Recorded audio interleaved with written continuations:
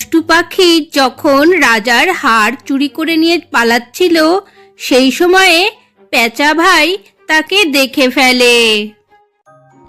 হায় হায় হায়, আমার হারটা কোথায় হারিয়ে গেল? রানীর জন্য কিনেছিলাম, আর রানীকে মনে হচ্ছে হারটা আমি আর দিতে পারবো না। রানীকে এই উপহারটা দেব বলে আমি কতদিন বসেছিলাম আশা করে। এই হারটা আমি রানীর জন্য, রানীর মনের মতো করে গড়িয়েছিলাম। এখন কি হবে? রাজামশাই, আপনাকে এত চিন্তিত দেখাচ্ছে কেন? কি হয়েছে বলুন।